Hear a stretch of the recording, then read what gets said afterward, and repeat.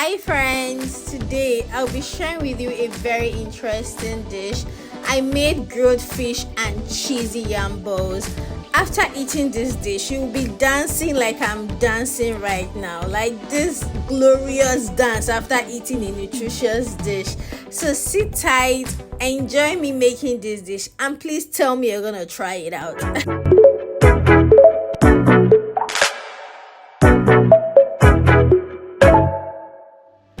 Hello, welcome back to my channel. My name is Ada and this channel is called Cooking with Ada. If this is your first time here, I want to welcome you to this channel. And to my subscribers, thank you guys so much for always liking my videos, commenting on my videos and sharing my videos. Thank you guys so much. So guys, today I want to make one of my husband's favorite meals, and that is grilled fish. Grilled fish is very popular. Today I will be making my grilled fish with tilapia fish, and I will also be showing you the techniques to how I wash my fish, clean it up and get it ready to use. Accompanying my grilled fish would be yam balls. I'm going to be making yam balls with yam. Yam balls are made from yams. So if you're hearing yam balls for the first time, it's good, I'm happy. That means you're going to watch this video through to the end to see how I made it. Yam balls is a Nigerian dish and it's quite popular in Nigeria. However, I'm going to be tweaking it a bit to make it different so that you guys will see how yam balls are made in a different way. Let's quickly get through to the ingredients that I'll be using to make this dish. For the ingredients that I'll be using, this is my tilapia fish. You can tell that this fish is very fresh, and like I earlier mentioned, I'll be showing you how I wash my tilapia fish.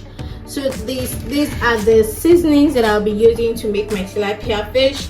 Do not worry, I'm going to put in the description the exact measurements and all the details that I'll be using to make the tilapia fish. That's my grilled fish. Then for my yam balls, this is the yam. I'm using like half tuber of yam or 1/4 tuber of yam. This is flour. This is about 3 spoons of flour, but I will give the detailed measurements in the description when cooking. This is breadcrumbs, which will be used for our yam balls. This is olive oil, and then we'll also be using eggs to make the yam balls. And remember I said I want to tweak my yam balls a bit. I'm going to be adding cheese to these yam balls, so let's see how it turns out.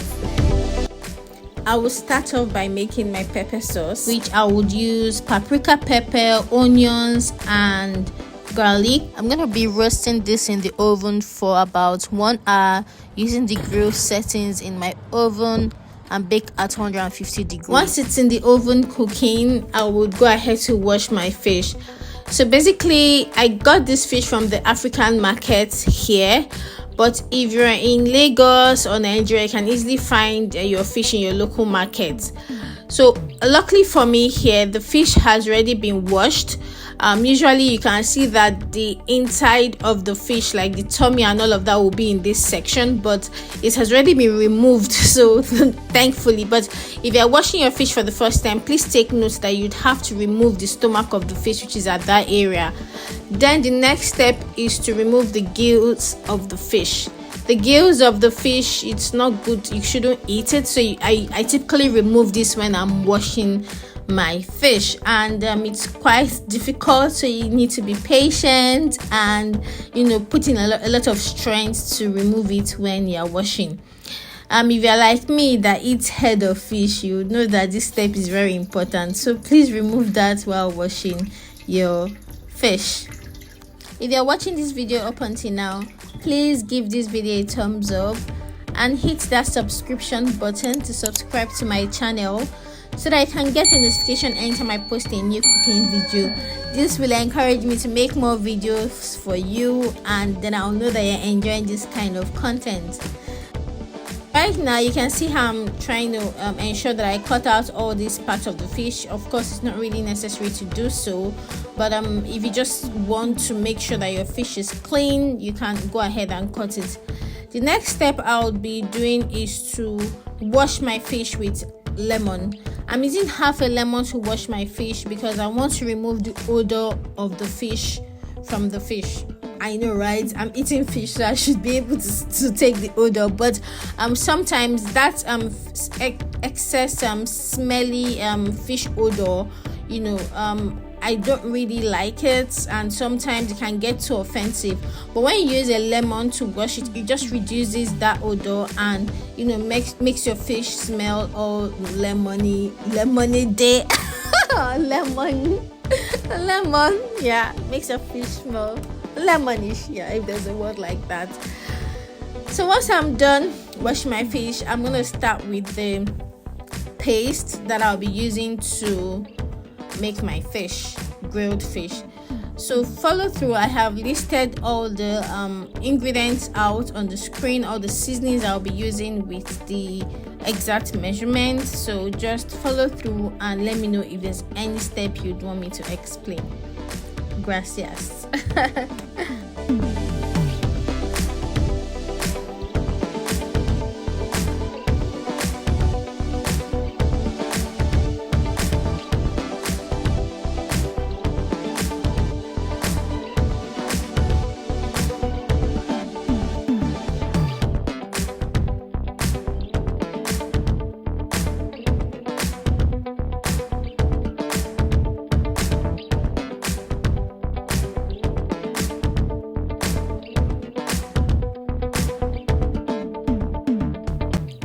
Now I'm gonna be going in with lemons.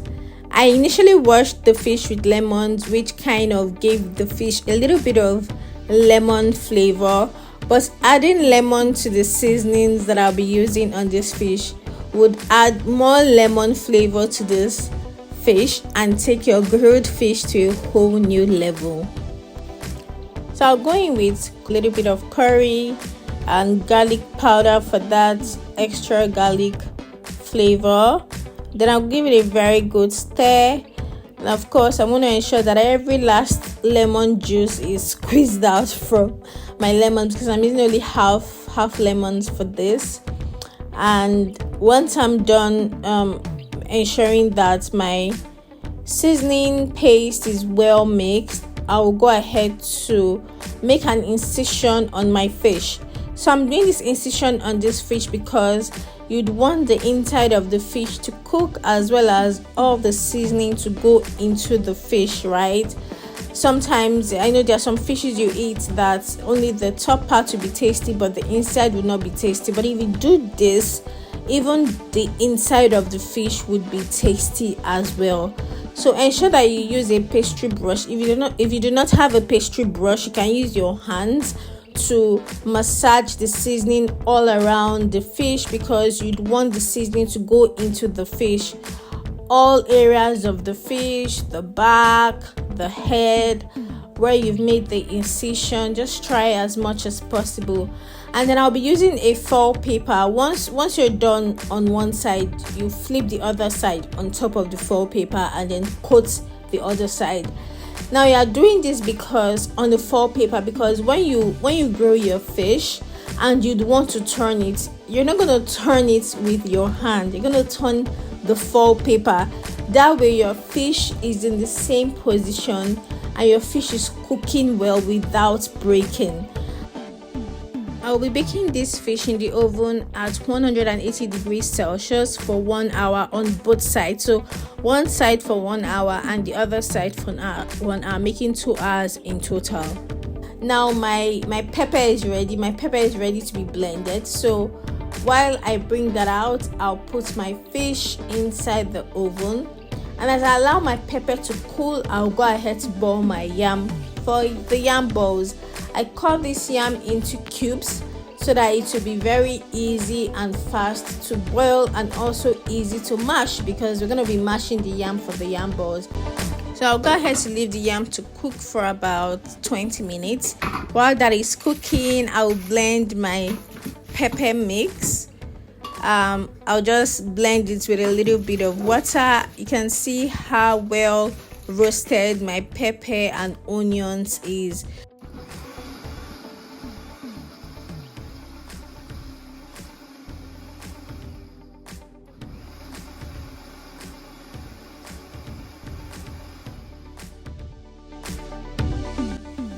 If you check the yam and it's soft enough to your taste, it has to be soft, then you go ahead to bring it out from the water. So you can either sieve it or just take a spoon and sieve out the water. Whichever way, yam would already have retained a little bit of water, which is okay, it's not bad. And once you're done bringing out the yam, you take a potato masher. It's a utensil used in mashing potatoes, and it would also work for your yam. You mash it up a little bit, but not too smooth. At this point, you add 2 tablespoons of your pepper mix and all the other seasonings that are up on our screen. So this is my preferred way of doing it. If you do not like any of the seasonings or spices on the screen, you can go in with your preferred seasoning. Once I'm done, I'm gonna now mash. This will require a little bit of strength or some strength, so you need patience and strength to do this. Patience and strength, yeah. Once I mashed to the consistency I want, at this point it's looking good, but I'm not sure if it's the consistency that I want. I check it, it's not yet. Then I go in to add more flour. So the flour helped thicken the yam balls to help it form into the balls that we are looking for. At this point, I'll have to use my hands to just give it a good mix. And yes, it's quite sticky, but not to worry. If it's sticky, it's okay. Once I'm certain that it can form a ball, then all you need to do is just to wash your hands and then rub your hands with oil. This will avoid it from sticking to your hands. Now to make our yam balls, you have to use your breadcrumbs. I put a good amount of breadcrumbs on a flat plate. Then I go ahead to break 1 egg. I whisk the egg very well because you need the eggs to make the yam balls as well in coating your yam balls. Then the cheese, this is the beautiful parts or the tweaking I want to do to my yam ball. So let's see how it turns out. After rubbing oils on my hands, I take a spoon to get the mold for the yam.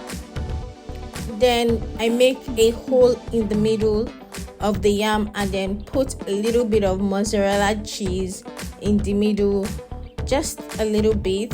Then I close it up. So ensure that you mold the yam into a ball and you have a smooth balled shape, which I'm trying to achieve right now.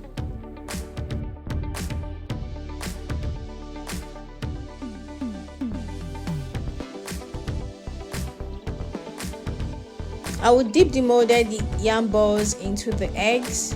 That's the first step after molding it. Ensure that the egg is well coated on the yam balls. Then I'll go ahead and put it on the breadcrumbs. This is the second step. Then I would set it aside and do the rest. So you might want to mold everything first before dipping it in your egg and in the breadcrumbs, but I just did this first to show you exactly how the steps are and how it's going to look. So once I have achieved that, I know that okay, this looks good, but at this point you'd want to be heating up your oil because you're going to be frying your yam balls in the hot oil.